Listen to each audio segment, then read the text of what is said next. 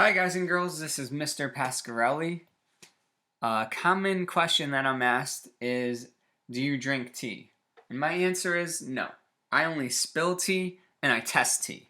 So this video is going to explain the differences between the Z-test and the T-test for mean. Now the Z-test can only be used when the population standard deviation is known. Now, if you know the population standard deviation, you're going to know the population mean.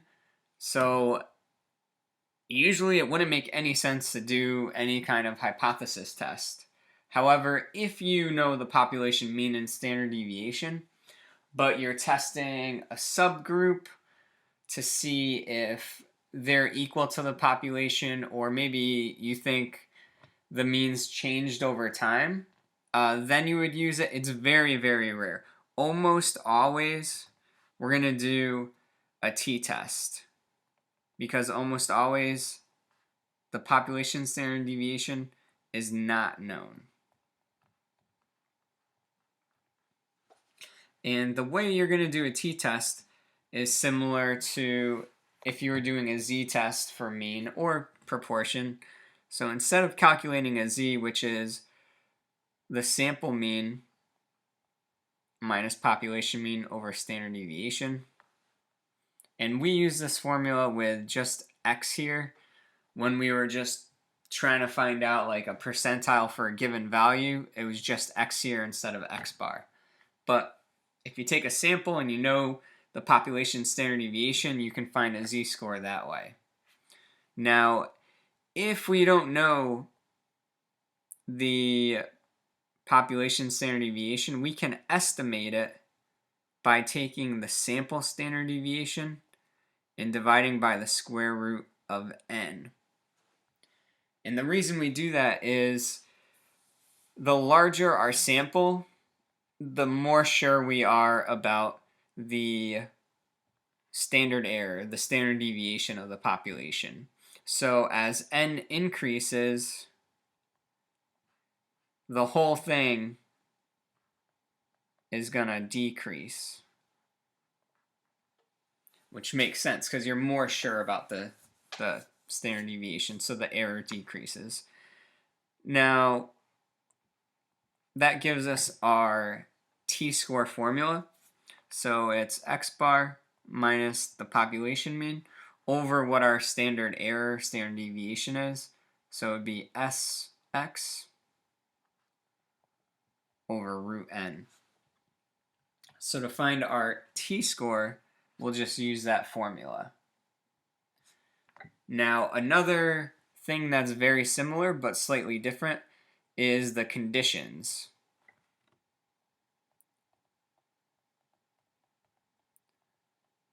So just like z,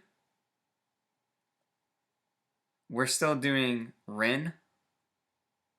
Now, random and independent are exactly the same. For the most part, the independent is a 10% condition. Usually for random, it'll say random sample or SRS. Now, normal's a little different.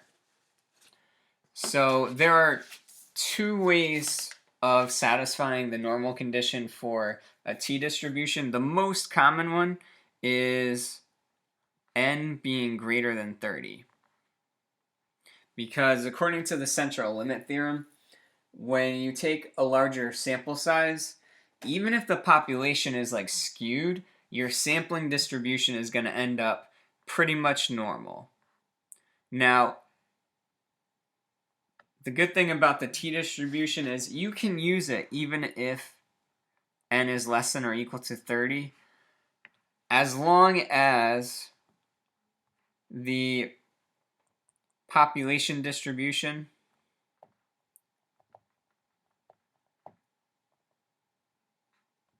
isn't skewed strongly. It could be skewed slightly. And it has no outliers.